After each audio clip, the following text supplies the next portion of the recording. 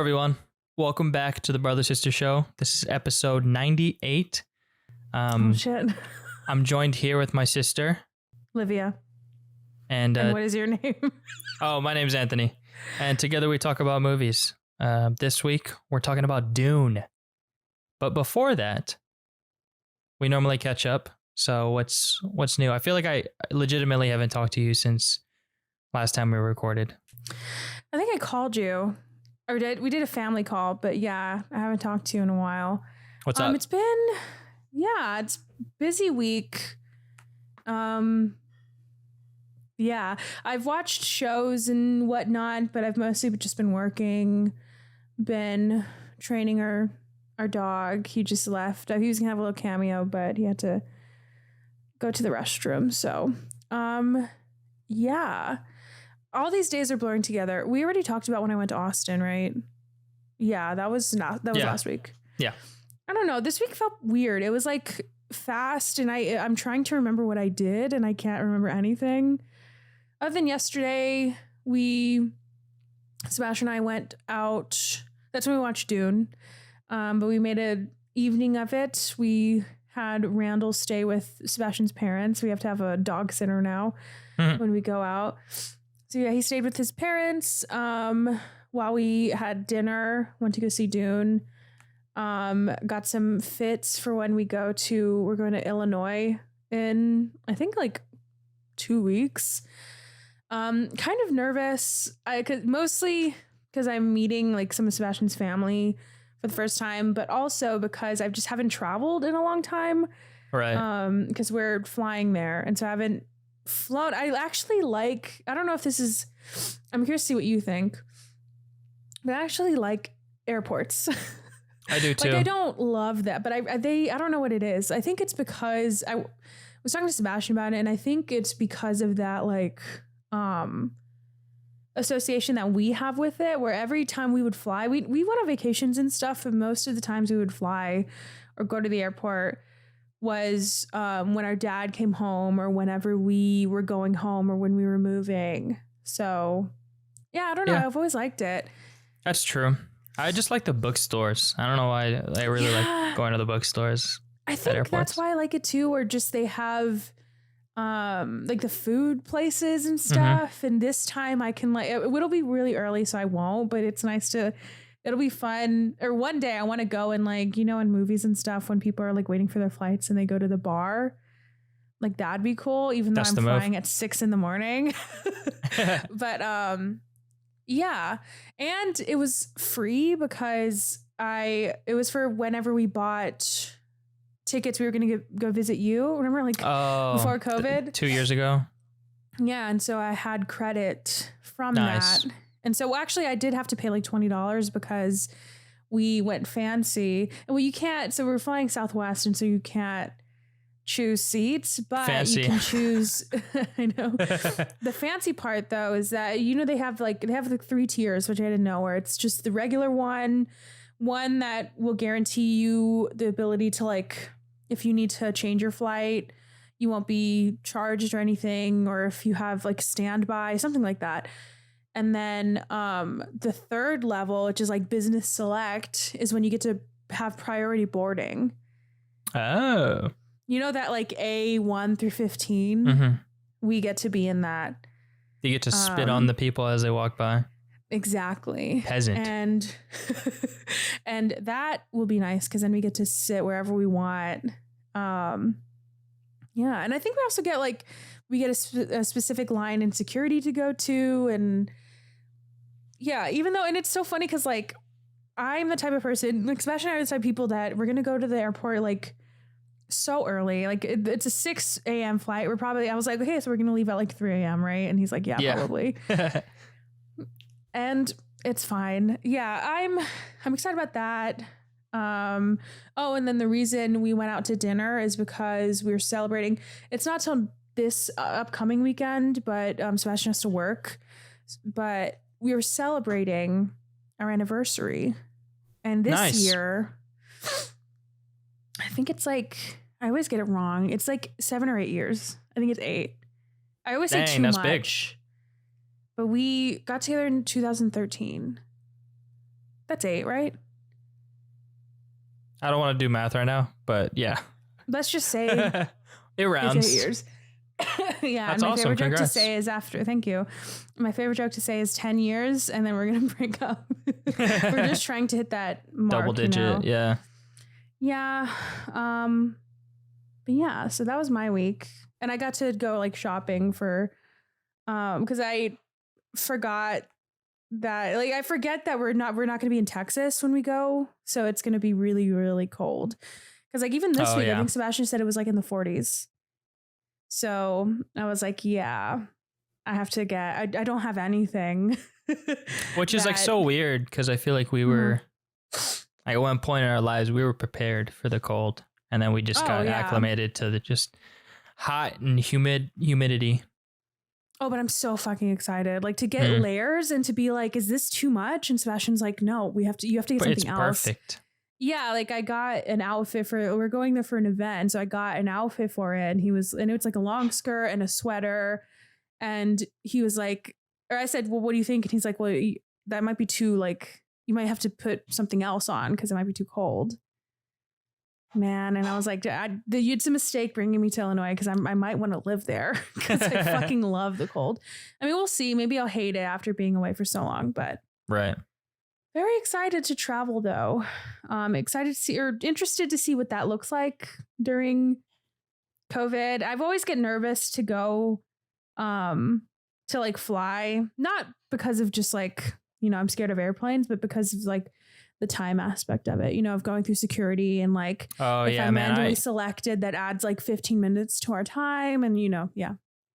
I was like, the last time I flew was like 2019, 2 years ago, and I was like last person. I was like running to the gate just because I was like so close to not making it, and I don't think I'll ever not get to the airport at least like 5 hours early. It was ridiculous. When was this? This was when I flew to Washington for my interview, but like coming back. What happened? I almost missed it. You did say that you did tell me the story, but I don't remember. I was like exploring the town because I was like, oh, my flight's at 2, I have till like 12 to leave. Oh my God, you dumbass. So I think I got an Uber at like around 11:30 or 12. And I was in the security line, or I like walked up and I saw the security line. I was like, I'm going to miss my flight because it was ridiculously long. And I was like, so worried. I was just in that line looking at my phone, looking at flights, and it was like $800. I was so worried. Oh, you I was dummy. legitimately the last person. I was like running. I like had it was like straight up from a movie. I had like my shoes in my hand and my belt just like in my bag still open. But you weren't trying to like, stop the love of your life from getting on a plane. You were just an idiot that wanted to explore. Yeah. You just had to get home to finish what, an essay or do a midterm? Yeah, something like that. Nothing exciting. Oh, you dummy. No, that's my absolute nightmare. And this is a nonstop flight. I can't remember the last time I've done one where there's been a stop, but I don't know if I could do it. Like I would pay so much more money to not have any stops anywhere. Cause that's so fucking like, so stressful. I remember I have memories of that, of whenever, I think there was a few times whenever we had to switch, probably when we're going to Alaska or like at like international flights or something, but that is always, it just seems so stressful. Yeah. Especially when you don't know where the gate is that you're supposed to be going to. Or if you have like 30 minutes and it's across the airport and you just got to book it. Yeah. Well, that's exciting. Hopefully it's not like that. Yeah. Oh yeah. We got a plan for that. Yeah, we do. Okay. We do got a plan for that. Okay. How are you? I'm doing okay. Just working on school. I've had less time to watch movies, which is sad, but. Oh yeah. What's going on with Spooktober? Spooktober is taking a hiatus. I think I'll have to push over to November. You can do it. Because I kind of stacked the end of Spooktober to be, like some like good horror movies, or at least that I thought were good. and some like foreign ones. So the one I made you watch, Onibaba, I started watching and I was like, I have to like give this my full attention. One, because it's in another language and I have to read the subtitles. And two, I really want to give it my undivided attention. And so like a lot of these, the ones at the beginning of Spooktober, I just put it on while I was doing work or, on the bus or something. But I want to give those my undivided attention. So I've just kind of not had the time to work on it. You should do that. I'm considering next year doing that thing that I did. I don't even know if I did it on the podcast. I think it was so long ago that it was right before, I think. No, I think I stopped it in like while we were doing it. I think so. I think or a year a movie or a year a movie.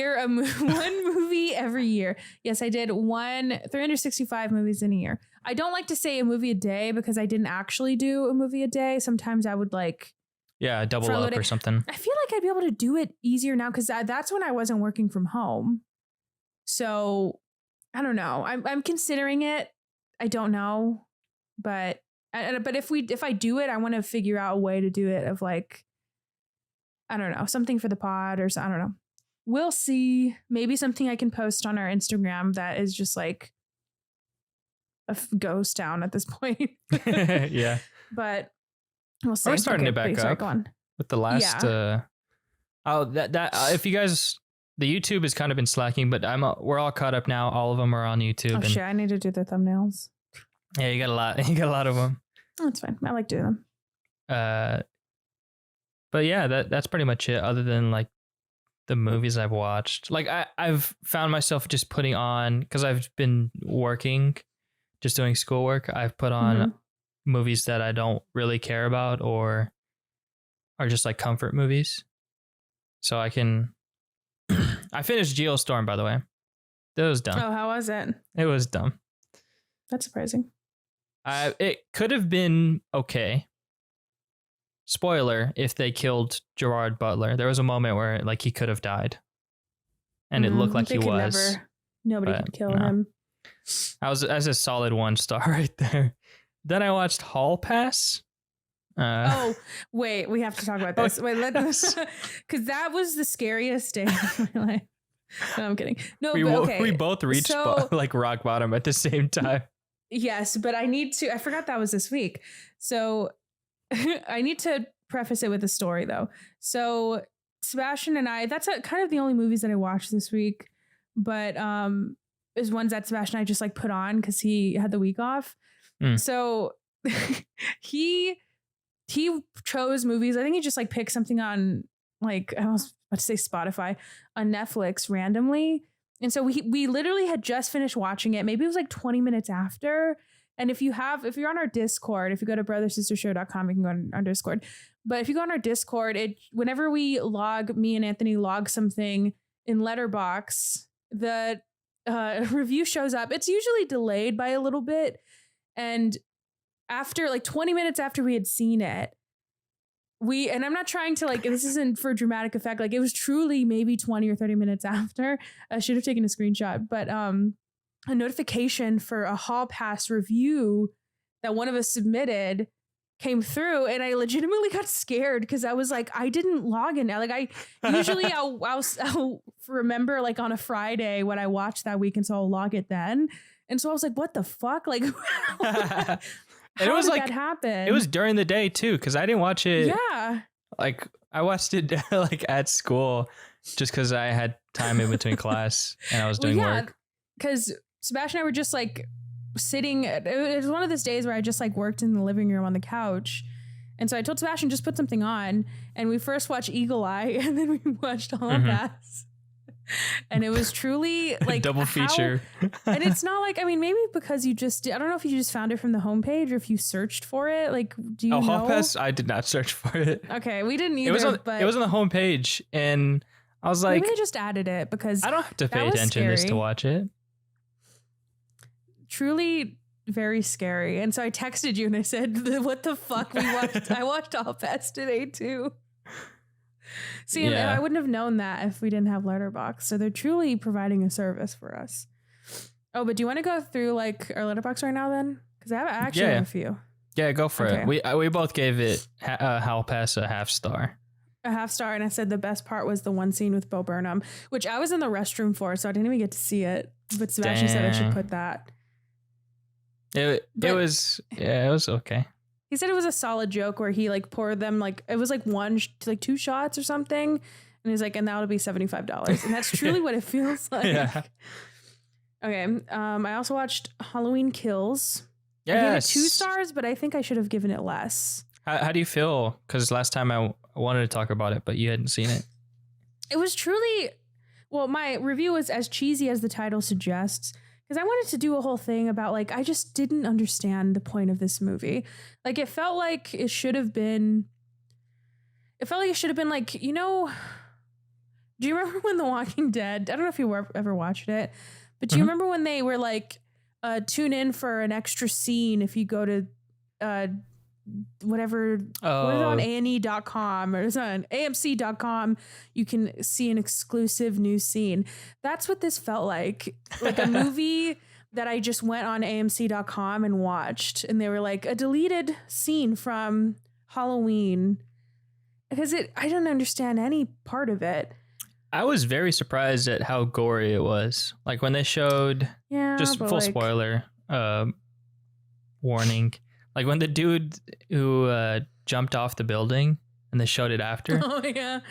I look back. There was like a 4-year-old kid like while we were leaving, just in the theater. Oh, it was wild. Yeah. Oh, you saw it in theaters. Oof. Yeah, I saw it in the theater. I don't know, and it just felt like I don't know.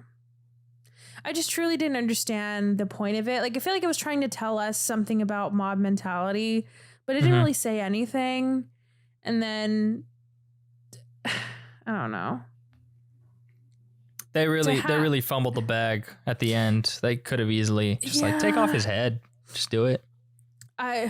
So many times, but I feel like maybe that's the the lore of the movie is that nobody, like everybody's a fucking idiot, and they know that they're like, I don't know. And then there was this like monologue part that I think it was in the trailer, but it was so much cringier in the movie where what's her name? What's the main lady? What's her name? I can't believe I'm forgetting her name. The actress. Jamie Lee Curtis? Yes, Jamie Lee Curtis. My brain kept saying Jane Lynch, and I'm like, I know that's not right. Jamie Lee Curtis, where she was like, he's not a person. He's transcended. He transcends, and I'm like, okay. He's literally a person. I mean, and then I did kind of like at the end, like the very last scene where he killed the daughter. I was kind of okay, but like she should have. Why is she there? Because I think she's bait. Bait. Yeah, for Michael. Like she brought him out of the house and. No. I meant whenever she like stabbed him and walked away, like she did something. She went and sat on the steps of that house, and I told Sebastian, fucking leave. Why are you still there? What are you doing? Job's done. Also, I mean, I guess the whole point is that you don't want to have to like, I don't know anything about these movies. I've seen like 2 of them, and that was the latest 2 that I've seen. But my thing is he keeps coming for this family, right? I mean, he's a felon. He can't fly. Go on a flight somewhere. Like, you know, he's not going to be able to get past airport security. Yeah. Fly. I don't know. They treat this man like he's that thing from It Follows, and it's truly not that serious. Like you said, you could have cut his head off. There's so many points where they could have killed him, and it just feels like at this point they just like the drama and they don't want to kill him. I don't know. It's like I don't know. There's just so many weird choices in this movie. Like, first of all, why get the guy from The Breakfast Club? Has he been in these movies and I just didn't even notice? I think so. I don't really know. I think he's in the I honestly original don't know. Ones. Somebody put a picture of him and they're like, he wants to be the final girl so bad. And he truly was. Like, why was he was just so annoying. Yeah, he was pivotal for like no reason. Yeah. I don't know if he's in the others. That's my whole thing about it, is it just feels like Bud Light presents an extra scene from the Halloween franchise. And let's just stop with these movies right now. That's funny. Halloween Kills, also a stupid name for a movie. Halloween Kills. I do love the trend of little kids dressing up as him, though. Oh, yeah. It's very funny. Do you want me to just go through mine? Yeah, go for it. Okay. Then we watched Eagle Eye. I gave it 2 stars because it's not bad. Honestly, I should give Halloween Kills 1 star and then Eagle Eye 2 because it's kind of insulting that it's on the same length. But I did say I don't want to spend even an hour and a half in a world where there are 2 Shia LaBeoufs because I don't know if you've seen that movie, but he plays a twin. The movie's decent, but yeah. Eagle Eye. And then I watched another one that I gave my first 0 stars to. And it's a movie called Separation. And the reason I wanted to watch it is because I saw 2 things. I saw a TikTok of a scene in this movie that kind of scared me, but spoiler alert, it's the only good scene in the entire movie. Second thing is that I opened I noticed on my Roku, there was the Peacock app, and I didn't realize that Mom's thing is signed into it. And so I was like, oh, we have that's why I was able to see Halloween Kills. Oh. I don't know if Mom knows this, but yeah, I've infiltrated her account. So yeah. Change the password. And I said, yes. I said this felt like a Disney Channel movie in the worst way. It truly was like, if you lose today, I might make you watch it. Because it was like, I don't know, it was the weirdest movie I've ever seen. And then 2 more. I watched a movie that Sebastian really wanted to watch, an anime called Your Name. I don't know if you've heard of it. And I thought it came out this year, but it came out 2016. But yeah, I don't really want to give away too much, especially if people haven't seen it. But I just said I love the originality of this story and the way it was told. There was a surprisingly good amount of twists that kept me fully engaged. Also, the ending was perfect and it gave me chills. Nice. 4 stars. And then I watched The Old Guard because Sebastian had never seen it. Oh, really? So, did he like it? Yeah.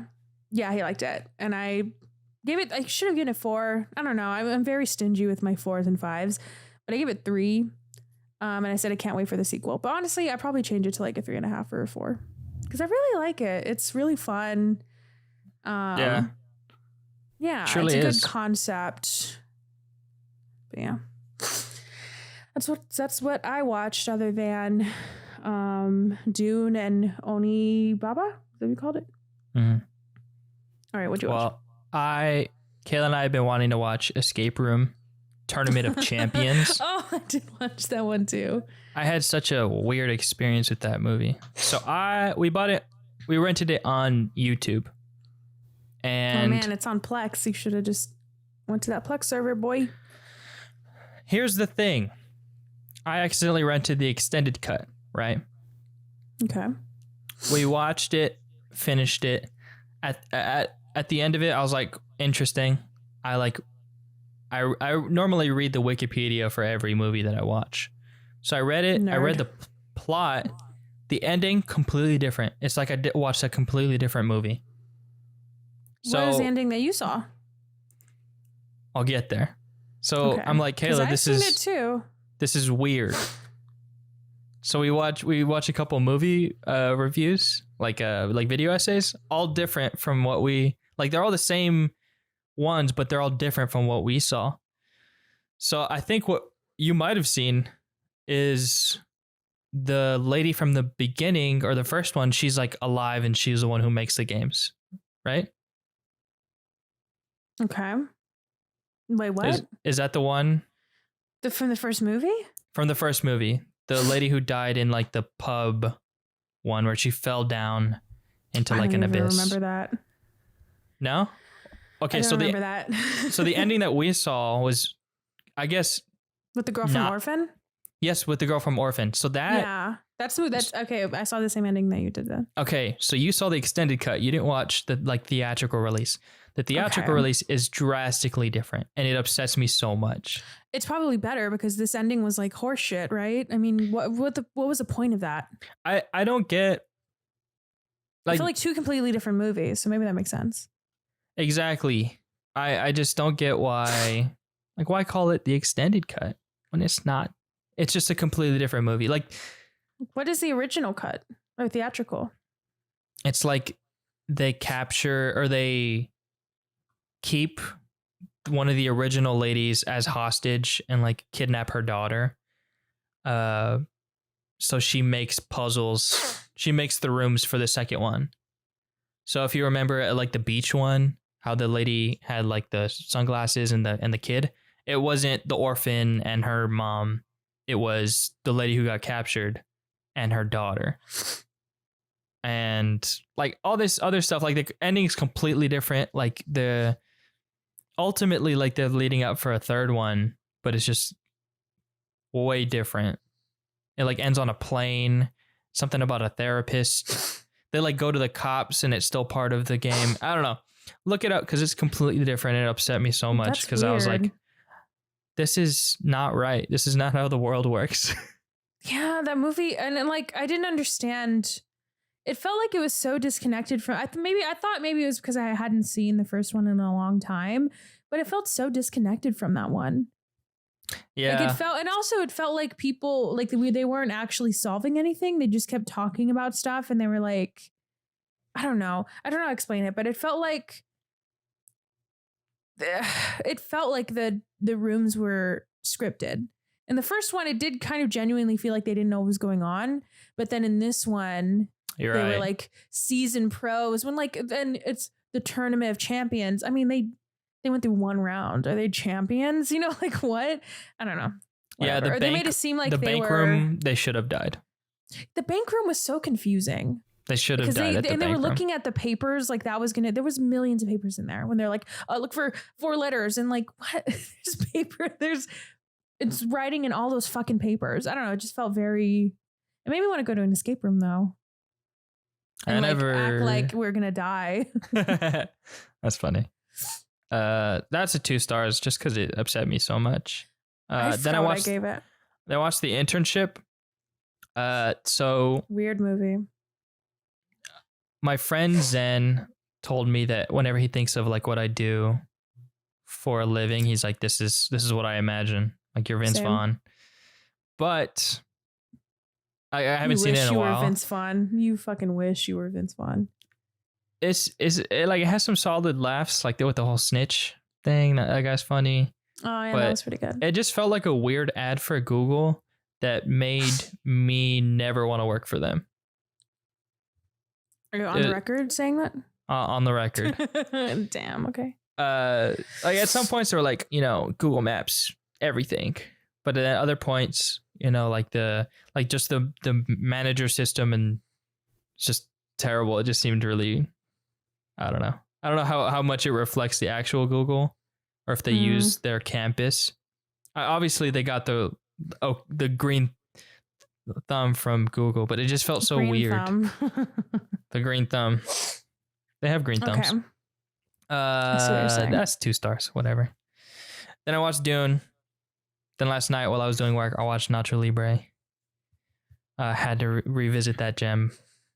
And I gotta say, I mean, we have a whole episode on it. Dune made you lose sight of it made me lose sight of who I was, and Nacho Libre brought me back. Got it. We talked about it on the episode, but that sequence where he's like his secret is revealed and he goes to the like battle jam or battle royale or whatever. Best sequence of all time. And then today I watched Dune again in IMAX. Did you shit yourself? Well, we'll talk about it after we play the family tree. Okay. I didn't finish Onibaba because like I said, I wanted to give it too. I wanted to give it my full attention. But how did you like it?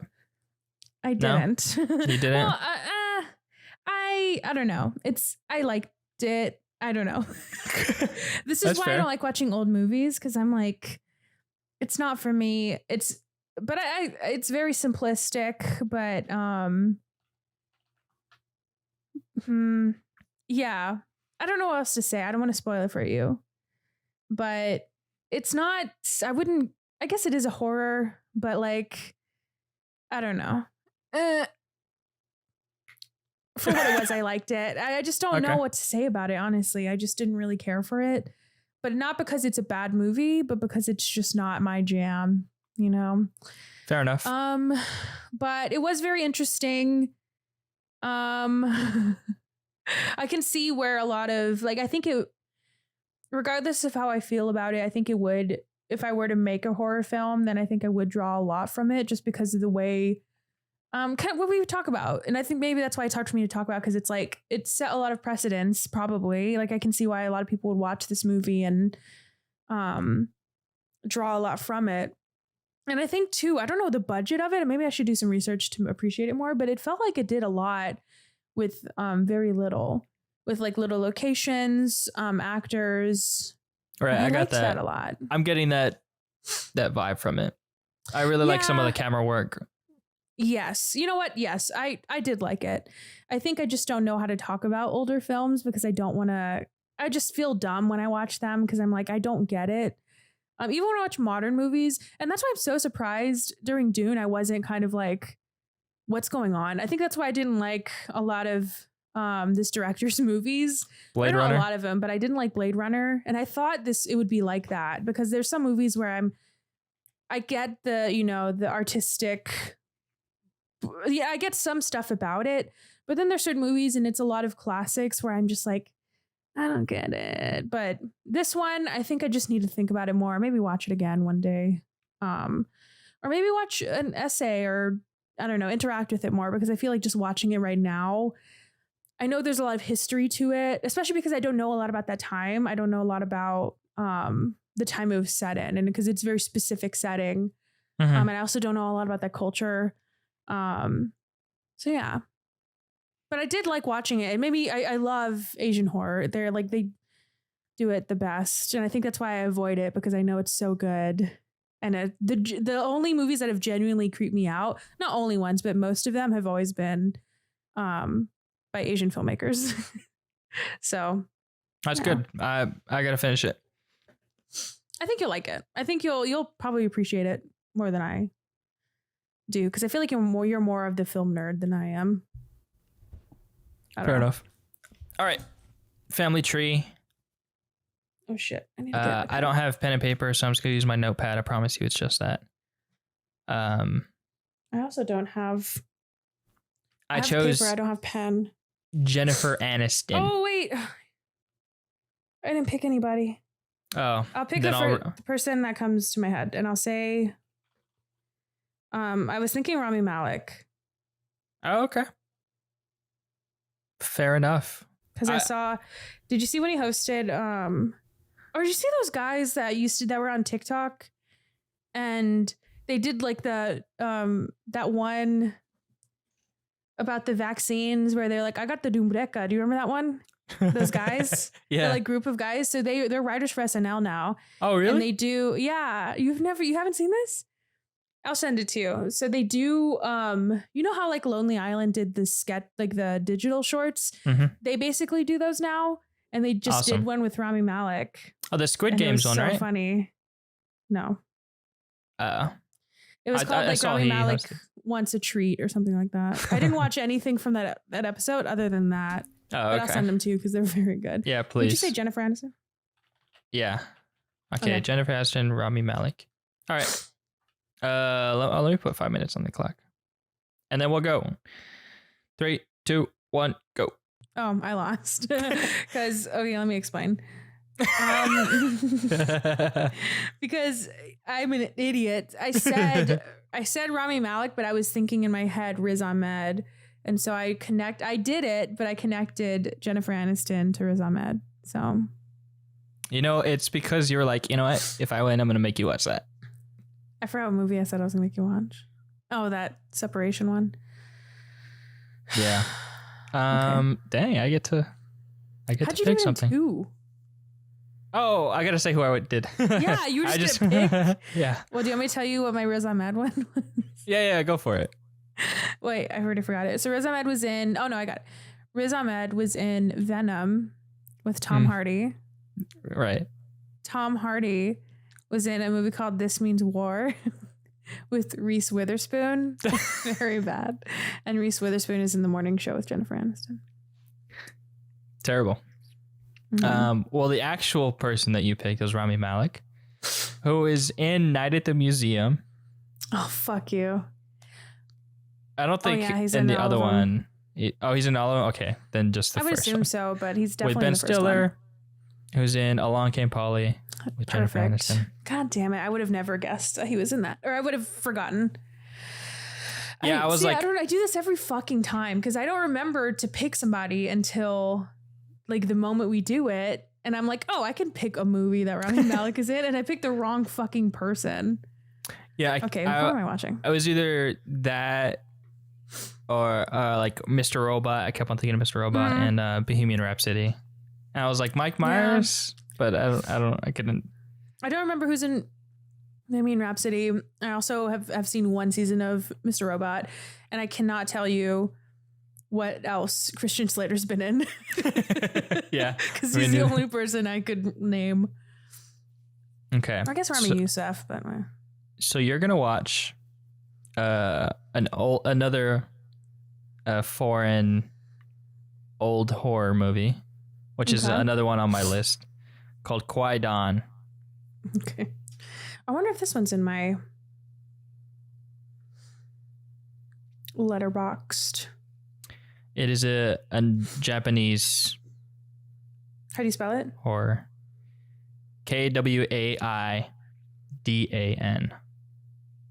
I don't see it on your watch list. Oh, yeah, but watch that. It's on HBO Max. So I'll try to watch it. I think things are going to be calmed a little bit more this week, so I should have more time. But I've been we'll talk about it. I've been reading 1964. Dune.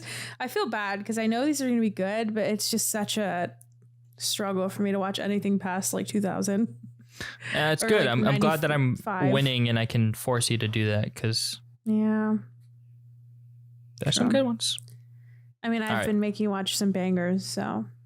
Geostorm. Yeah, that took you a week to watch. All right, let's get into the shit. Yeah. Let's talk about Dune. We'll see you guys after the break.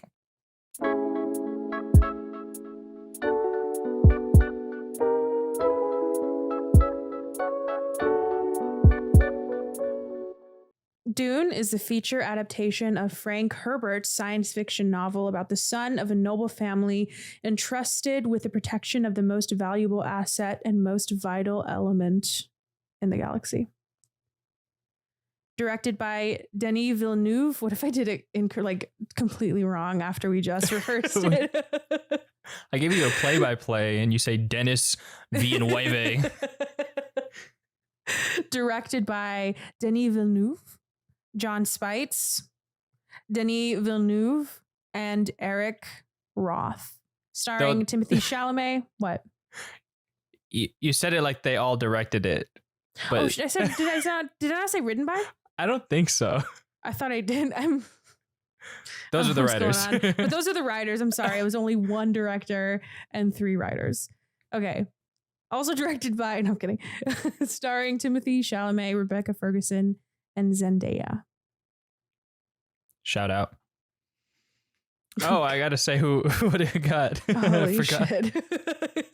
Yeah, you're so wrapped up in my shit. How about you worry about yourself? Critics gave it a 8.3 out of 10 on IMDb. That's 82% on Rotten Tomatoes. And on Letterboxd, it has an average of a 4.1. And both of my viewings, I gave it a 4.5 stars. And I'm so excited and so curious to see how you felt about it because I know nothing. I didn't even ask. Sometimes I ask, but that's why. And I also, because I feel like I would talk a lot of shit about it. I think I told you too, because you were excited you were not about excited it, and I was like, it looks like it's gonna be really bad. And I didn't even put anything on Letterboxd just because I needed to tell you how I felt. So I wrote my final thoughts, but I might just say it now, just so you'll know. But let me see. So the last thing I said in my notes is I truly have not felt this immediately immersed into a movie and have like definitively known that I loved something or that I was enthralled in a world so quickly. I loved this movie. I think I also would give it a 4.5 stars. I really liked it. And I'm very surprised because I was even when we sat down to watch it, I was like I told Sebastian, because the first time I watched, the only time I watched Blade Runner 2049, which I didn't know it was the same director. Mm-hmm. And so when I learned that, and when we sat down, I was like, I wonder if I should get a margarita, because I got it the first time and I fell asleep. And I was like, you know what? Let me just not. I'll just get a Sprite and see what happens. I fucking loved it. And I was very surprised about how much I did. It makes me so surprised about the reaction I've seen from some of the critics that I like. Because a lot of people didn't like it, but I truly have not really, maybe a few things, but I have really nothing bad to say about it.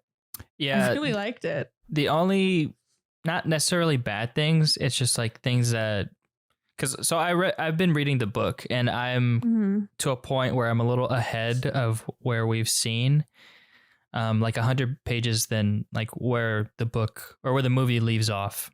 And my only real like criticism is that I wish that there was more. Like there was some arcs that were kind of like left out, which I totally get because it's already long as it is, and I think to get to that point where they can make more, you need to tend to more audiences. So that I completely get. Yeah. And that was kind of like the strike one in my head when I saw part, because I had no idea that it was going to be broken into parts. And Sebastian didn't either. And so when it first opened and it said Dune Part 1, I was like, holy shit. Okay, it is a little pretentious. But I honestly don't care. Like I liked it a lot, and I liked it enough as a movie, and it made me. So I was reading articles about, I think I read some of them. I don't know if it was in the one that you sent, but I read some that I think the director said he wanted to make what he wanted Star Wars to be. And I think that was the perfect way to express how I felt about it, because that's what I told Sebastian, where I now, if this is what everybody that is obsessed with Star Wars sees in those movies, then I completely understand it, because I'm obsessed. I thought about this in the restroom after we watched it, where I was like, honestly, I might be a stan at this point. Like, I don't know if I want to read the books or the book. Is there one, or is it like a series? There are 6 books, but I mean, there's a lot though. I'm like, from my research, like Frank Herbert, the original author, he wrote 6, and he was planning on writing a 7th, and then he passed away. And there's some like prequels and some like one called like the House Atreides, where they go a little bit more into the character's backstory. And his son did it, but I think the original the trilogy that Denis wants to make would cover the first 2 books, which are essentially Paul's like storyline. Like his, from what I know, like I obviously haven't read it, but I think his, like, that's where his story kind of ends, you know. Also hilarious that his name is Paul. I could not stop laughing at that fact. Or Jessica was his mom's name. Paul, we have like Stilgar. The note that I put, because I couldn't remember Oscar Isaac's name, and Sebastian was like, I think his name was like Leto or something, and I was like, and he named his son Paul. I don't know. It's also like if Han Solo's name was like Sam or Robert. Right. Looks kind of like generic. I guess, but Skywalker. Like, I mean, I guess his last name is cool, Atreides. But they just called him Paul the entire time. Paul. Just very funny. I don't know what is so funny about the name Paul, but it made me laugh a lot. But maybe I shouldn't achieve standum this early, but I do, if this means that they'll do like a Star Wars level shit where they'll keep pumping them out, honestly, I'll probably watch them, unless they make one that's really bad. I am very interested.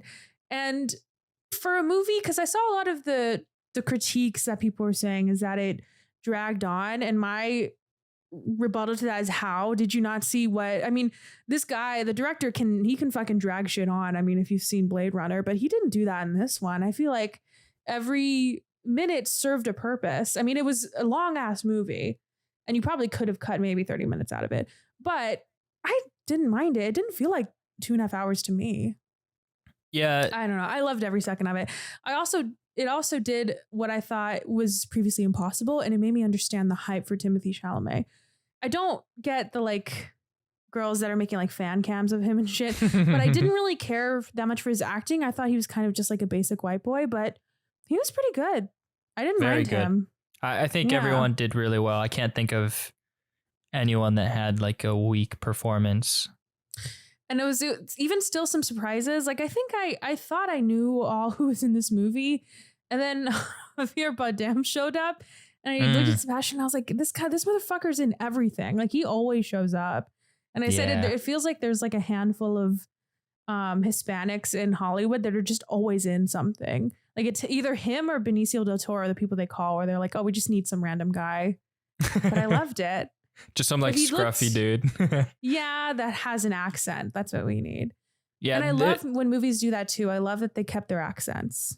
I hate when like, what's the point of we're in space. Why do you gotta? It made me laugh so much when like at the end when like specifically about his accent when he was talking about like don't run away, like you don't want to waste your water. When he said water. It also makes me think of because we saw the Eternals trailer, obviously, and I fucking love that trailer, and it's mostly because it starts off with Salma Hayek saying Thanos. The way she says it is like music to my ears. She's so I fucking love her accent. But yeah, I'm really glad you loved you really liked it. And I thought too, like during the middle of it, I was like, okay, well, I feel like I have something to say about this, and I actually like it. And at the end, I was like, I get it. Yeah, I get fanboys now because every time somebody says they don't like this movie, I'm like, well, I don't think you understand it. Yeah, well, I'm like there, but I'm also like I'm reading the book, so I'm like I'm in the thick of it. You know, that's like how I feel. And I honestly, I love this so much because I feel like, you know, for us, Harry Potter, like there's like a weird ownership I think people take with franchises and just like stories, like. In my mind, Harry Potter is our mom. Like that's hers, you know, and Star Wars, I don't know. No one really into it that much, but I feel like Dune, like it could be mine, you know, it could be ours. You could be a Paul. It could be a Paul. It was striking how I feel like, I don't know if you look exactly like him, but maybe the complexion and the hair. The complexion for sure. I could see. Yeah. Both pale boys in the desert. Can you imagine you in the desert? That's what I was worried about. I was like, do they have sunscreen in this land, or is it just raw dog in the sun? It's just so much. I really enjoyed it so much. I did too. I have a lot of notes. My first one is, how long could you last with your hand in that box? First of all, that lady was fucking rad. I just want to like have tea with her. I loved her. She was so funny. And the way she was like, okay, we'll get to that. But how long? Because I would have instantly died. I don't know. Well, maybe not. Because I don't know. It's easy to say whatever. I'll last however long. But it felt really long that he had his hand in it. And then was he like, the whole thing, the reason she stopped it was because he was like doing something back to her? Like, what was that whole thing? Like, why... No, I think at that point he had proved himself that he was a human. Oh, and it was very funny where she was like, didn't she like say something about how men are weak? Yeah. When like, she was leaving, that's right. She's like, our power is wasted on this male. Man, how dare you? I was like, I don't know what you're talking about, but I couldn't agree more. When I said, okay, so this part I was kind of confused about. So like, I think that's the thing Sebastian and I were talking about. So I was like, okay, so is he like Jesus? Like, what's the whole, like, I don't know what the hell they were calling him. I couldn't remember it, but it's not like Messiah. Al-Gaib. Yeah. But is he like a Messiah, or is he supposed to be like Harry Potter, like a chosen one? Like, what is it all leading to? Like, what's, because I think he said that he can lead them to like a paradise or something, which is kind of, isn't that what Jesus was supposed to do? Allegedly. Well, yeah, basically. I mean, like, to them, he's their Messiah. He's the one who who brings them, more water than they'll ever need in life, because like they're not living the most lavish life, and that's why they're so like strong, is because they're being oppressed by not only the people that were governing them, but like the weather and the conditions that they're at. So okay. There's a lot of lore. I don't know how deep we want to get into it, just like with the Bene Gesserit and as deep as this movie gets, because I don't really want to know too much. I think I was just I didn't understand that whole thing about like what his purpose was. I also didn't understand how it seemed like everybody knew. Like, you know, when Javier Bardem was like, I recognize you. And then that girl, like, people just like every time they would see him, they were like, oh, he's the guy. Well, it was like what Jessica was saying, how the Bene Gesserit, like their whole purpose is to... Who's it, Bene Gesserit? They're like a religious group that... Okay. Like they have these... Of all women, and that's why she was like, our powers... They have special powers, like the voice and this like fighting technique called the weirding way, whatever. Like their whole purpose is to pair with like powerful men in the house and create these like powerful bloodlines to create what they see as the one, which is a man who can have their powers, like the voice. Who can stand it, yeah. Yeah, so she thinks like the badass lady thinks, I don't know, like he could be the one. Yeah, she's skeptical, I think, because I don't know, at least for me, if I was in that so deep, I would have my own vision, and if it doesn't match up to it, like I have my own vision of who the one is, and he doesn't match up to it. Chalamet is in front of you, calling him Paul, and you're like, yeah, I'm a little... Yeah, whatever, Paul. Go back to working at Office Depot, Paul. But also like the fact that Jessica she was told to give birth to a daughter, and she instead didn't do it. Yeah, it's a little like, I feel like she's like, it's a little pretentious. But anyways, the reason. Okay, sorry. The reason the people, the Fremen are like they've been told, like they have these like prophecies, the line that the Dr. Kynes says, which is like, he knows our ways like he was born here. Like, I think that's a common thing that they all know. Got it. It's like a characteristic of this Messiah figure. So when he's like, I've never worn this before, but he did it perfectly. She's like, oh shit. If the shoe fits, then fucking wear it and tuck it in specially. Yeah. Okay. I could be wrong, but I think that sounds right. I think I just missed a few things because I was like, so like, it is a lot to take in. I definitely need to watch it again. But so then the fat guy, that's the Emperor. No, he's the Baron. He's the house, like the head of the House Harkonnen. That's one of the. And they're the ones that the Emperor took away that whatever that place was called. Arrakis. Arrakis from him. And gave it to Oscar Isaac. Okay. Yeah. Wait, I have a question about Jessica again. So she picked Oscar Isaac to have a kid with. Like that was the whole point? I think so. I think they're like appointed. There's a lot of lore that I just don't know. Yeah. Because then when he was like, I should have married you, I was like, wait, that's not your wife. No, it's his like concubine. Okay. What is that? It's mistress?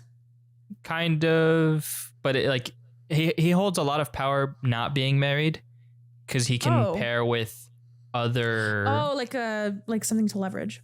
Yeah, like Game of Thrones style,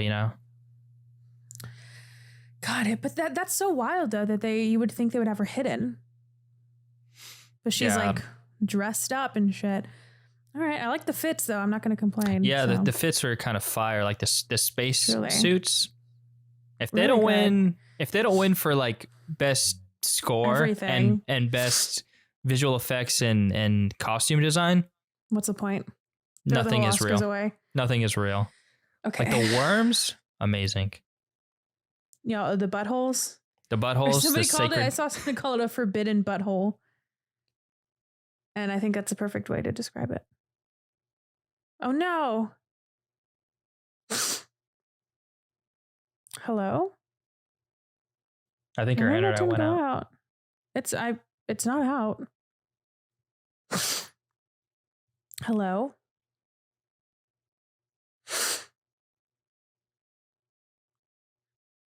Hello? Mine went out or yours did?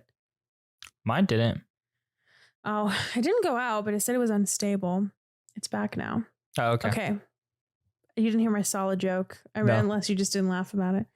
Well, I saw somebody on Twitter call it the forbidden butthole. Yeah, that's funny. Which, exactly what it looked like. Oh, more questions. Okay. Oh, wait, no. I don't have any more questions about that. My next note is about whenever they were getting away. So I like that whole sequence and about, like whenever the whole, like, no, it's not a treason. I guess treason. Basically a Judas. This is all like the Bible shit, isn't it? Kinda. I mean, it's like so much more than that too. Like that's the thing. But I mean, I guess everything comes back to like biblical stories. It all comes back. I mean, his name is Paul. Comes back to Jesus. Well, that is true. Well, no. So like, that's where I'm at right now in my notes is whenever they are infiltrated by the Baron. Baron, you said? So what was his deal? Like, what was that about? I need to watch it again. I should watch it again before I, because I don't know why I like it so much, but it seems like I didn't even watch the movie. But my joke about him was that's like everybody's worst fear is a weightless fat man, like a fat man that's not held down by his weight. He just truly funniest. I don't know if, okay. Denis, I don't know if you were trying to make me laugh, but I laughed so much throughout this entire movie. That's most of my notes is just times that I laughed.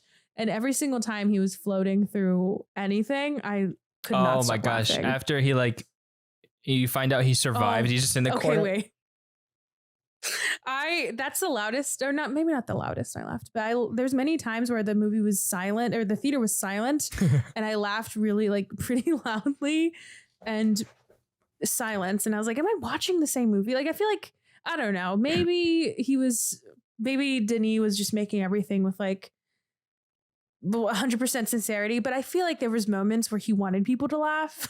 Maybe not. Maybe I'm just fucked up. No, there's some parts. I mean, like when Duncan or Jason Momoa was like, you got muscle. It's like, really? No. 100% no. I mean, look at you, kid. Look at you. I also laughed. Okay, the loudest I laughed after, I guess we're skipping through the whole, like the guy that that betrayed Oscar Isaac for his dead wife. Like, of course she was dead, dude. Come on. It's okay though, whatever. Whenever they were escaping and he just like he pulled that Patches O'Houlihan move and he just like covered his face and just fell asleep while they were hurtling through that sandstorm.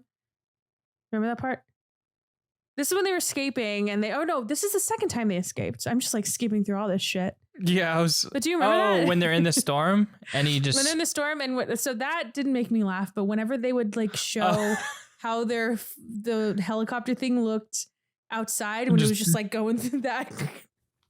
I could not stop fucking laughing. And nobody thought it was funny. I don't know. Maybe I just laughed. You did? No, I did. You got excited. You were like, oh, really? No. Okay, whatever. But I'm sorry. Do you have anything else to say about stuff beforehand? Because I just skipped through a bunch of shit. Not really. I mean, I love everything about this movie. So I can also say another part that made me laugh very hard. Yeah, go for it. Was whenever they're about to, because so now his mom is basically most of the movie felt like. Or it felt like it was clear divides throughout the movie, which I really liked. Mm-hmm. Like there was the sequence of him and his mom trying to escape to get to what were they called? Every time I say Fremen in my or the pheromones. Yeah, the Fremen where they are.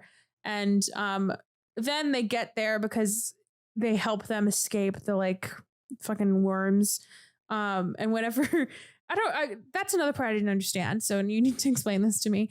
Is the whole like, it felt very. That's the only part maybe I didn't like, because when they first got there, and the like Jessica was about to fight Javier Bardem, and then Paul just like ran away. I don't know, that whole part didn't make sense to me. Like, what was the point of that? They didn't want to help them.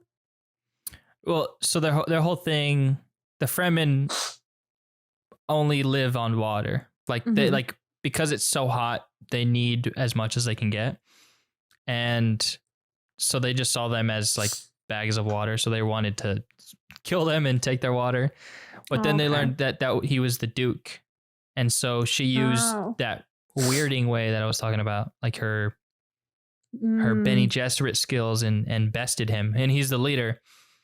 And Paul's the future of House Atreides. He's like the last of the bloodline, so that's why he escaped, because he had to get out of there. Okay. And I feel like that was probably. This is gonna sound intense or like more harsh than I mean, but it was probably like the most poorly executed, I think, like sequence as far as like when it comes to the book, because I feel like there's a lot of context that's just lost, because a lot of that is inner monologue. I mean, throughout the entire book, there's a lot of inner monologue that you just you can't really get in a movie. But they did do voiceover format a lot, which is strange to me. It seems like they stopped at a certain point, right? Or maybe not.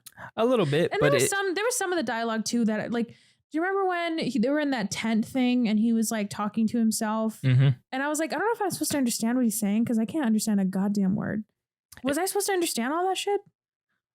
Not really. I mean, I think the overall message is just that. Yeah, I get that. Like I said, you just lose a lot because of the overall message. Change in format. I cut you off. No, you just like overall, Paul needed to get out of there, and Jessica bested him, and then he's like, "Oh shit, we can actually use them." You know, she's like, I mean, we'll find out why, but he's like, "Oh, she's." Yeah, because they didn't know who he. No, but they knew he. I don't know. I'm confused. They knew who they were. So why? What was the whole like? Why were they so upset? Like, why didn't they just take them in? Or that's just not the way that they do things. They didn't know that she was Bene Gesserit. Okay. He knew about Paul, and that's why he was like, you know, he's young, we can train him, but she's old and a woman, so off with her head. She's old. And Paul's obviously like, that's his mom. He's not gonna gel with that. So he literally ran away though. So. Yeah, but she like, I don't know. He knew that she could handle herself. Yeah, I mean, she's like true warrior, you know. Okay, so then they were gonna be like, they were going to let them go, or they were gonna take them, but then that guy was pissed because he was like, "You're fucking weak." Yeah, and I want to challenge her. Well, he was like, they're really big on loyalty and leadership, and leading not only as being a leader, but being the strongest. So when she beat him, he like in his mind, I think he's like, you shouldn't be the leader. She bested you. She's the strongest. Okay. And he wanted to like, he's still loyal to Stilgar. So he wanted to like show up and show out. But then Stilgar's like, no, you don't fight Bene Gesserit, or they have a different word for him. Like, we need her. She's different. She built different. She's not like the other girls. Paul. Okay, this is the part that made me laugh a lot too. Was when I don't remember exactly how they did it, but when they cut to him and he was just facing the wall. So fucking funny. He's just like hand against the wall, just like, oh shit, it made me think bro. of that one, like the Kit Harington meme where he's like, one moment. Excuse me for a moment, please. Yeah. Man, I could not stop fucking laughing. Also, what a funny way to like, I don't know, that's such a good way to psych the other person out too. I know he wasn't trying to, but it's so funny to just be like, what is he doing? Like, he's not even like, that guy was like running around and fucking stretching, and he's just facing the wall. and talking to himself. And then Zendaya comes up and is like, yeah, you're going to die. But die with honor. You can have this knife, and then he fucking kills the guy with it. Oh, and also, I saw this before. This wasn't really a spoiler, but it was kind of a bummer that Zendaya wasn't in it a lot.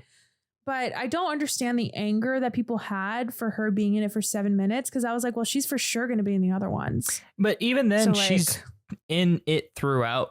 Like, she may not be speaking, but she's still in it. Like, you still get to see her. Yeah. But she's definitely going to be more prevalent in the next one. I would understand if they like put her in it for 7 minutes and killed her off. Then that's what I thought people were upset about. And then I'm like, I mean, they're going to make another one. So like, because people are like, well, why are they parading her around in this press tour?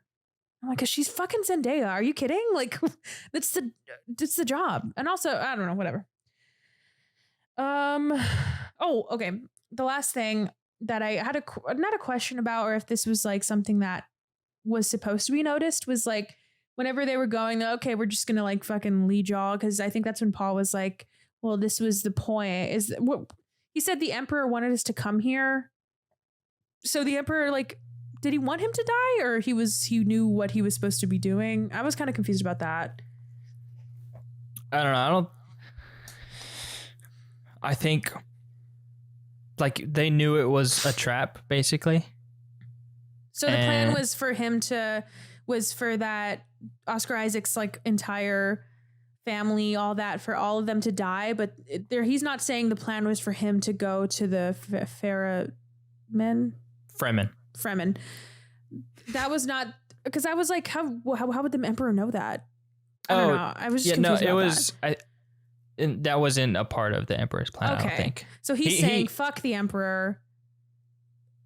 Yeah. Because he was like, yeah, when he was talking to the Dr. Kynes, he was like, the Emperor, like, this is what all of the houses fear, is what the Emperor did to us, you know? Because by moving the Harkonnens out and the Atreides in, he knew that would piss him off. He pitted the two biggest houses against each other to weaken them, because he sees them as a threat. Okay, that makes theoretically, right? I mean, like, that's strategy. Okay, that makes sense now. And like I said, I need to watch it again. But part of me is like, I don't like when movies talk down to me. But honestly, I wish this one would have a little bit more. Like, dumb it down so much for me, please. But that makes so much sense. Honestly. Yeah, now I see why people were kind of upset at it. But I think maybe most of it was me just chalking it up to like, I'll understand later, or I need to watch again. But it didn't take me too much out of it. Like, I understood that these two people didn't like each other, but I think I didn't understand fully, like, who the Emperor. I thought the fact I was the Emperor, so I already missed a lot of stuff. Anyways. Yeah, I don't know if I gave too much away, because I have read the book like a little bit more than the book. So. No, I think you're just, that's why I wanted to base it off of my questions, because I won't ask stuff that happens in the future. I'm mostly asking for clarification on what happened in this movie. Does that make sense?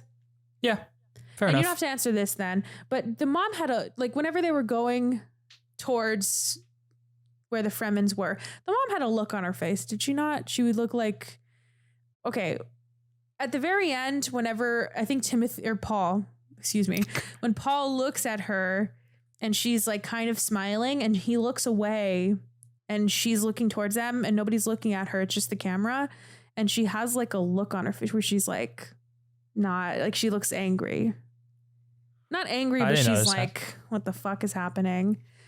I mean, watch I get it again. that. Just watch the last part again. Not what the fuck is happening, but she had like she's up to something is my reaction. I think she's up to something. Oh. Just look at that look again. Maybe I missed it, or maybe I'm like looking too much into it, but I feel like, I don't know though. I feel like she had a sort of look on her face of like, I don't like this, or she's planning something. I mean, I don't think she likes that her boy, the Duke, died. Like, if that's what you mean. No, of like, I'm saying at the very end, whenever they're going towards right. whatever's going to happen. That's all I'm saying. I hope they make a second one. Like, I know they haven't like Legendary hasn't greenlit it, but in my mind, it's hard to say that they're not going to, but that's just me because I want it so bad. I hope they do too. I don't know. And so I guess we can talk about, if you want to, I saw some of the critiques of this movie. Yeah, let's do it. And people tell saying them why it's they're too wrong. long.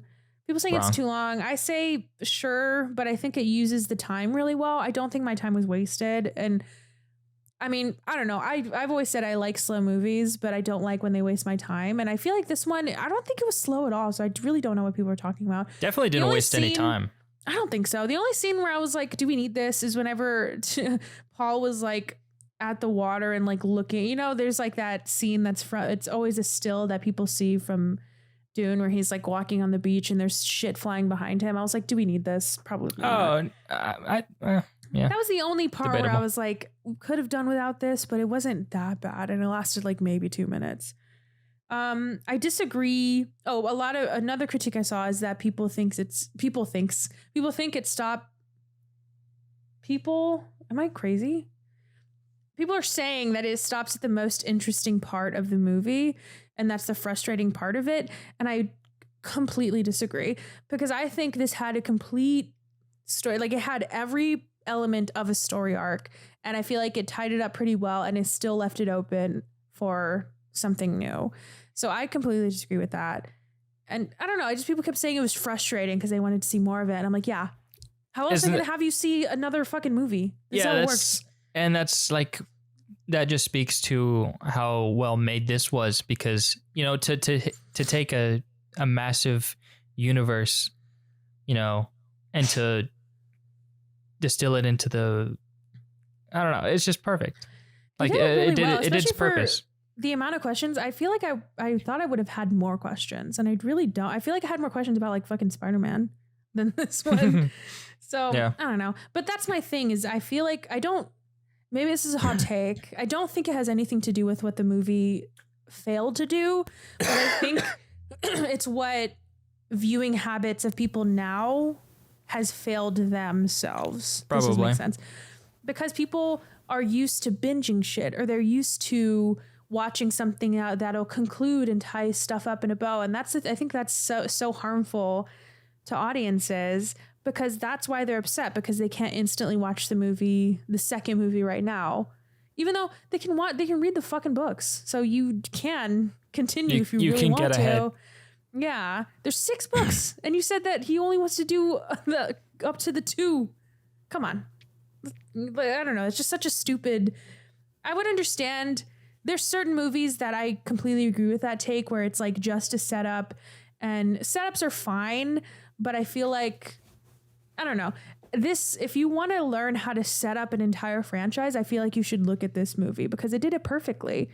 It told a very interesting story. Another thing, it killed off almost the entire cast that like the top billed people in this movie, which chef's kiss, I fucking loved. And maybe people don't like that either, but of course they're going to die. They were betrayed. Everybody should have died in this movie, and they did. I don't know. I hate when that is I just hate when people say shit like that. Anyways. Yeah. Let's see. Oh, I love that they show us the entire world and the potential of it just to tear it back down. Like, I think that's another thing people were frustrated about, is that they like got used to we're in this new, like, kind of like Paul, we're in this new space. Mm-hmm. We're getting used to it. Maybe, I mean, the palm trees, we can learn to love this place, right? And then they fucking kill everybody and they leave.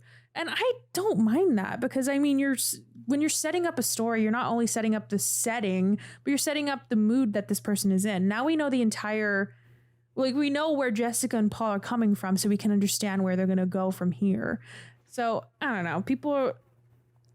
It's so annoying that people are like, okay, but if we're going to be in Arrakis, I want to have a fucking mini series and a 2-part movie. No, we're gone and we're never coming back. Okay. I don't know, I'm getting so heated. Okay.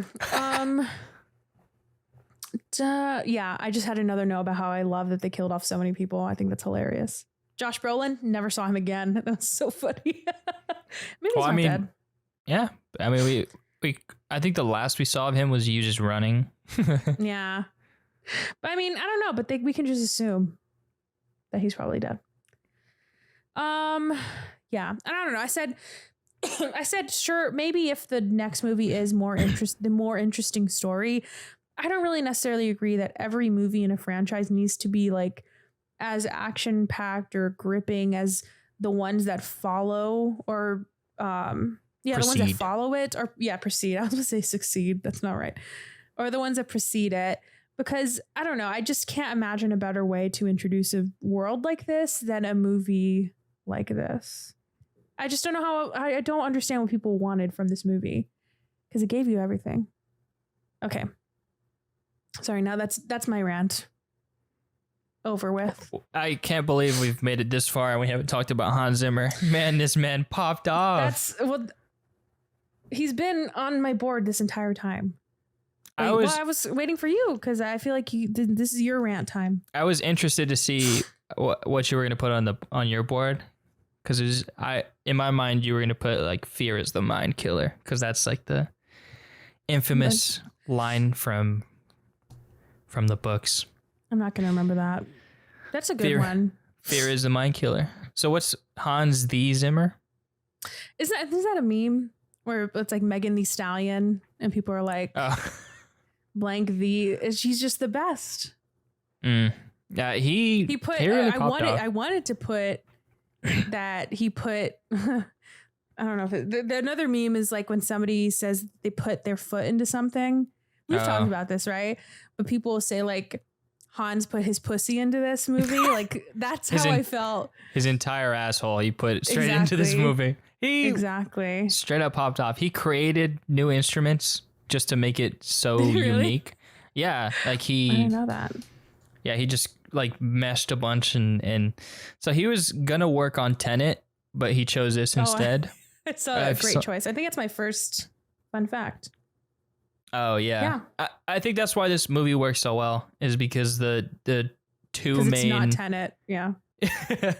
No, because the two main, I think, authors of this movie, Denis and Hans, like they're just such big fans of it, and it really shows. Like he really did it. It just fits so perfect.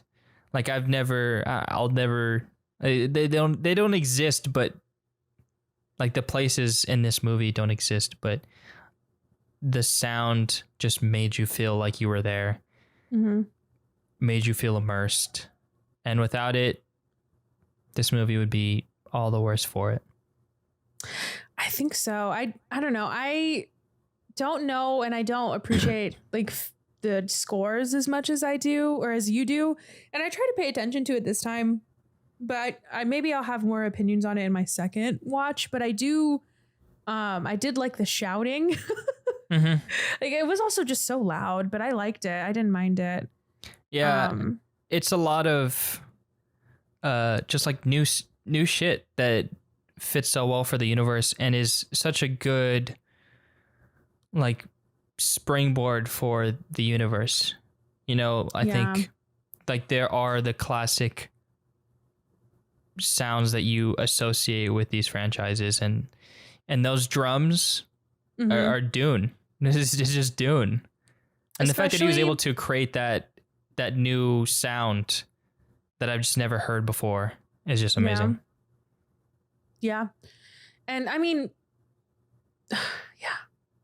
it was really good. What was I going to say?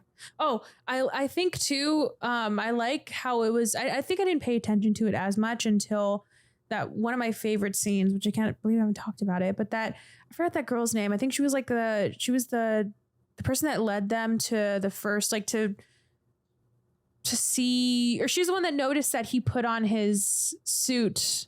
Dr. Kynes. Dr. Kynes. Whenever she leaves and she gets like caught by those whoever those guys were, and then she like pounds on the floor. I loved that scene, and I think that made me notice the drums a lot more, because it was, and that's the thing. Like a lot of people, unless you're really paying attention, you kind of don't notice because it just fits so well. That's what I'm with saying. it. Like, I And feel like that's a sign of a good score is it doesn't feel out of place. And that's, yeah, it and just it's not speaks perfect to it. gimmicky. I don't know. Like, I won't bring up Tenet, but I feel like it could have been. It could have easily been, exactly like creating new instruments. Just like annoying. Yeah, it could have been like way too far into the sci-fi, like or something like just alien. But it just it fits so well. I can't. No, say and like anything what else. you said, I think that's the reason I don't have much to say on it, because it just felt. I think that was a part of it being immersive to me, is that it just felt so complete. Mm-hmm. And it felt like even though I had so many questions about the actual workings of these worlds, I feel like I know them. So I don't really need to be explained, or they don't need to be explained to me. Or honestly, I don't know physically where they're supposed to be, if they're in different planets or not, but honestly, it doesn't really matter. Yeah. Okay, let's do some fun facts, unless you have more to say. I just wanted to talk about our overall experience going to the movies, because I feel like this movie didn't need to be seen in the theater, but it definitely benefited from it. But you go Denis with your said fun you facts. have to. Well, you had to. Well, let's talk about your experience. Okay, so I watched it by myself Friday as early as I could, and that was I wasn't in IMAX. It was just like normal theater. Mm-hmm. And I'll talk about my IMAX because the ending of the first viewing. Okay, I'll just talk about it. So I watched it, right? Amazing, by myself. And then at the end, as soon as they're walking away, I noticed this guy walk up, who like fresh to the theater. He walks up and he has his hand like this, and he's holding something. And I'm like I'm on the edge of I'm like, what the fuck? Like, I've never seen this man walk in this theater. Like, cause I had practically the entire row to myself. So I see him sit down and he's like looking at me and he's like looking around and he looks to the row behind me and I see he has something in his hand and he's holding it like a gun. And I'm like, I was getting ready to use the voice. I was like, put it down, like, You were like talking to the person behind you in sign language. You don't even know it. Get ready to use violence. But like, so I was literally scared for my life at this point because I don't know. I was just like so nervous. Yeah. I would have shit myself. So I grab my bag and I just walk out. Like I dip out of there, fully expecting to like hear God knows what, I go to the restroom. I'm like I don't know what to do. Like, do I tell people? Like, I think this guy is deadly. So I get out of the restroom and I see him walk by and it's a Nerf gun. Either way, stupid fucking thing to do. I don't know what he was. I would have been like, are you fucking kidding me? I didn't know what he was doing, but I needed to get out of there. What a stupid thing to do in a place where people are not constantly, but there's so many more shootings than you want to happen in theaters happen. Why would you do that? That's so stupid. That makes me so angry. It was a wild way to end that movie experience. To think you're gonna die? Yeah, I would say so. I don't know what he was doing. Maybe he was playing a game with I hope he's listening and I hope he feels ashamed. Yeah, it was. One day somebody's gonna actually call the cops on him, and something's gonna happen. Don't do that shit. Okay. But then today I watched it in IMAX, and it was amazing. Same guy. Game. Yeah, I watched it with Kayla. I really wanted it. Did she like it? Yeah, she liked it. Did you like it, right, Kayla? Yeah, she was asking me all questions. I didn't like Jason Momoa without a mustache and beard, though. I didn't like that. It did look weird.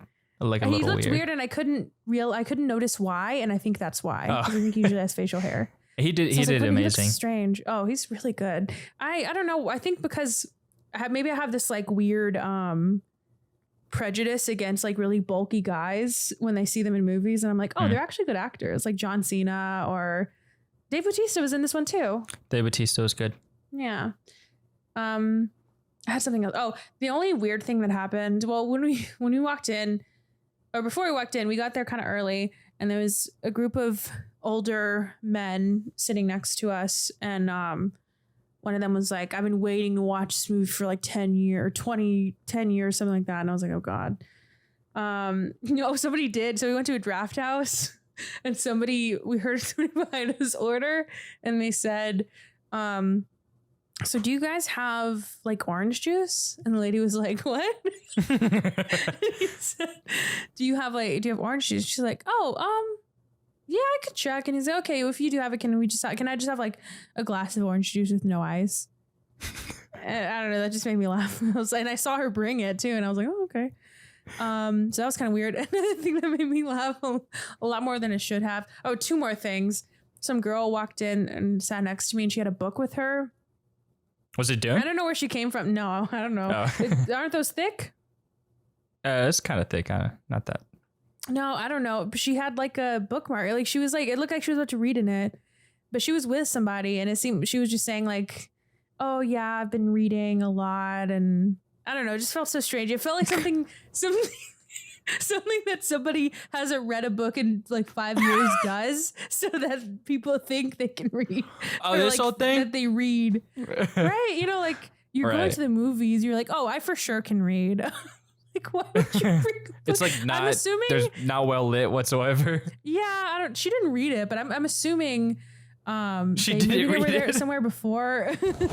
Like, why? She just had it with her, and she tucked it into the table. And there was a moment where I thought she was going to take it out and read it. And I was like, "Oh God." But she was just like moving it for her menu or something. But I don't know. I'm assuming they just came from somewhere. I don't think she had a purse or anything. So I think she just happened to have it with her.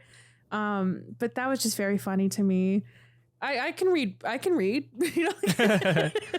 do know how to do that. Another thing that I don't know if describing it will be funny, but it made me laugh a lot. But Sebastian ordered a pizza. And when the guy came, they usually just like put it on the table, right? I don't know the last time you went to a draft house or places like that. It's been a while. I wish I could like show you visually, but he went up to Sebastian and he had the pizza and he put it like, the draft house, this is not as funny, but the draft house has like, I think all places, but they have a light underneath the table, and it looked like he was trying to put it underneath to like prove that it was a pizza. Yeah, take a look at it. Product's good. Like a Dairy Queen where they flip it. He was just no, but the thing that made me laugh the most. That wasn't even the best part. Is he kept getting. Stop. He kept getting lower. For a minute, I thought he was just I don't know. It's kind of late. I think that's why I'm laughing so much. He just kept getting lower. And I was like, and we had some popcorn. So I was like, so there was something on our table. And so I was like, is he just going to put it on the fucking floor? But yeah. That's hilarious. The way he did it was so funny because he said it was a pizza called the Carnivore. So he was like the Carnivore, and he like looked at Sebastian for like approval, like he was scared. Please. Oh, I completely forgot about that. I could not stop laughing, and it happened right before the trailer started, and people were quiet, so I was like laughing like this, but really quietly.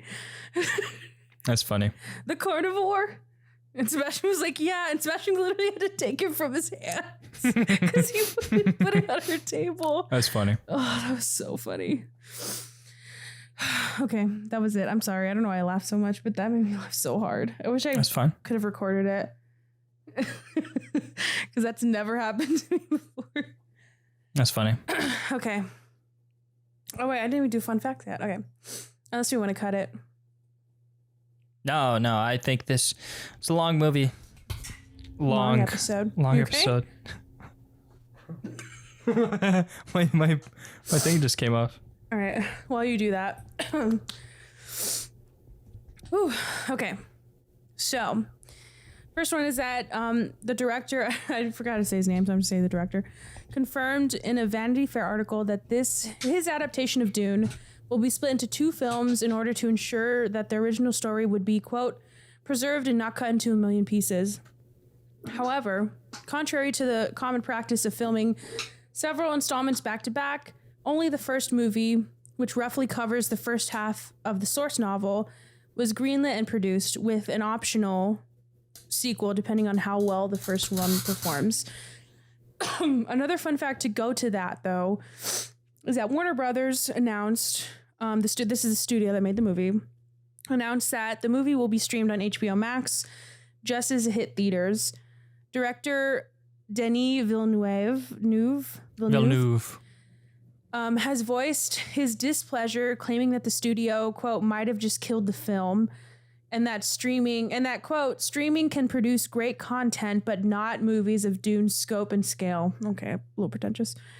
Warner Brothers' decision means Dune won't have the chance to perform financially in order to be viable, and piracy will ultimately triumph. My team and I devoted more than 3 years of our lives to make it a unique big screen experience. Fair enough. Our movie's image and sound were meticulously designed to be seen in theaters. Although the director also expressed concerns that releasing the film on streaming would kill its box office potential and thereby the viability of the proposed sequel, Warner Brothers has given assurances that the sequel will be greenlit as long as the movie performs well on HBO Max. And I didn't look at it. I forgot to look at to send a article, but I did see that it did really, really well in theaters. Yeah, I see right here. Box Office Mojo says that it has a cumulative worldwide box office of 220 million. And it cost 165 to make before like marketing and all that. See, there you go. And yeah, the theater was like probably not the most packed, but pretty packed. So at least the one I was in. I did my part. I saw it twice. I'll probably watch it on HBO Max as well.